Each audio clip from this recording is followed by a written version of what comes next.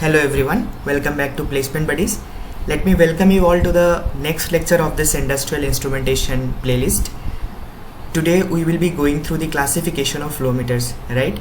So flow meters are broadly classified into three categories: variable head flow meters, variable area flow meters, and variable area and variable head flow meters. Okay, so at first let us go through the definition of variable head flow meters. These type of meters are the obstruction type meters, as they are placed in between the path of the fluid flow and hence puts restriction in the passage of the fluid. So variable head flow meters को हम क्या करते हैं कि fluid flow की passage के बीच में हम लगा देते हैं, and in doing so we put a restriction in the passage of the fluid.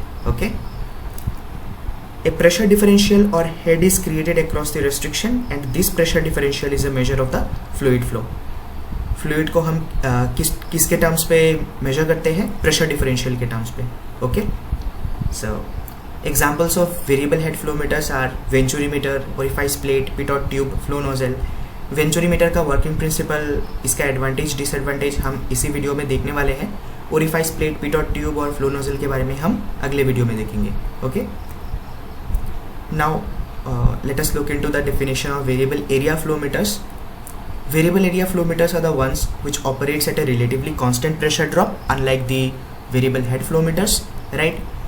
The position of their float piston or vane is changed as the increasing flow rate opens a larger flow area to pass the flowing fluid, right?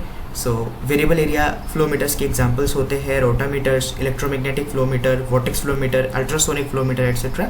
सो आगे subsequent lectures में हम लोग rotameters, electromagnetic flow meter, vortex flow meter, ultrasonic flow meter की working principle, उनकी advantages, disadvantages detail में discuss करेंगे, और ये भी डिस्कस करेंगे कि कब कौन सा फ्लो मीटर यूज़ करना है, right? Variable area and variable head flow meters placements point of view से उतना इंपॉर्टेंट नहीं है, हम बस एग्जाम्पल्स पढ़ेंगे उससे. वियर्स एंड फ्लूम्स होते हैं variable area and variable head flow meters. We will not be going through their working principle and all. Fine. So let us start with the Venturi meter now then. So in this Venturi meter, as you can see, there is an inlet and there is an outlet for the flow upstream and the flow downstream respectively. There is a converging cone and a diverging cone as well. और throat पे क्या है?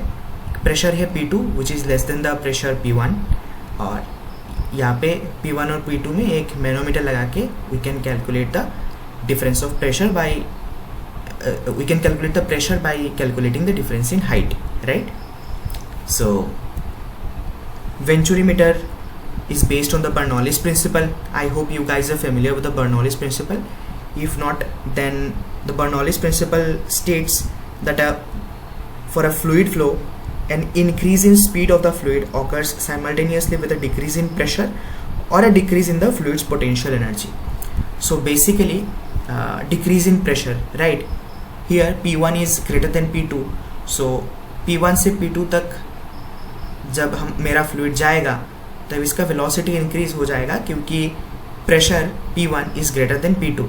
So with a decrease in P2, like with a decrease in pressure, my velocity of the flowing fluid increases, right? So this is basically the Bernoulli's principle, and it is quite visible in the Venturi meter, right? It may be used in any position, horizontal, vertical और inclined. जो Venturi meter है इसको हम ऐसे horizontally भी place कर सकते हैं, vertical भी place कर सकते हैं, या फिर inclined भी place कर सकते हैं किसी भी angle पे. So there is no issue at all with the positioning of the Venturi meter, right?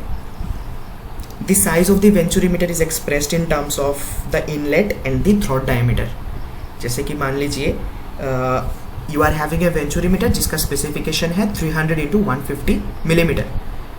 इसका मतलब ये होगा कि that particular Venturi meter fits in a pipe of diameter 300 millimeter and the throat diameter of 150 millimeter.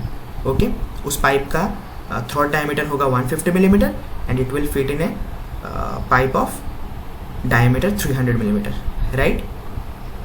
Okay, the small size of the throat leads to the high pressure differential and hence high sensitivity. ये ध्यान में रखना है कि अगर throat का size जितना small होगा उतना ही सेंसिटिविटी वेंचुरी मीटर का सब ज़्यादा होगा, right? Diameter of the throat must not be small, क्योंकि अगर ऐसा होता है then it will lead to the cavitation of the fluid in the throat, right.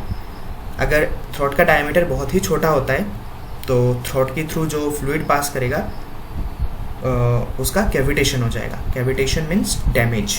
Okay. Venturimeter can be used for the measurement of flow of water, gases, liquids, dirty liquids, slurries etcetera. मतलब venturimeter के through हम पानी, किसी भी तरीके की gas, किसी तरीके की लिक्विड्स, डर्टी लिक्विड्स और जिसमें स्लरीज भी है, सब कुछ पास करा सकते हैं. Okay. So let us look at the advantages of venturimeter. Venturimeter have low head loss, about 10% of the differential pressure head. Okay, जितना कम head loss उतना ही ज़्यादा अच्छा मेरा इंस्ट्रूमेंट. So यहाँ पे venturimeter is having very low head loss. Okay, they have high coefficient of discharge. I hope you guys remember what is discharge coefficient. मैंने आप लोगों को पिछले लेक्चर में मैंने आप लोगों को बताया था कि डिस्चार्ज कोएफिशिएंट क्या होता है. Discharge coefficient was basically the ratio between actual flow rate and the ideal flow rate, right.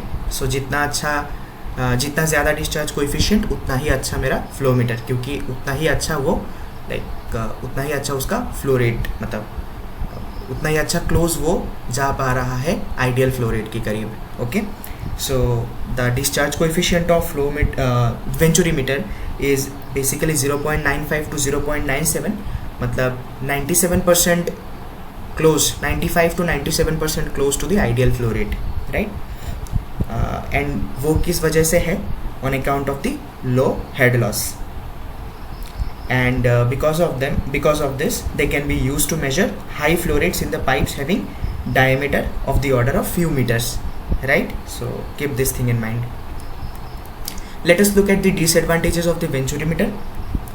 They have large size which renders them unsuitable for application where space is less.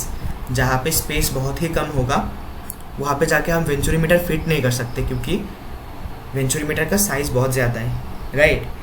And there cost is high.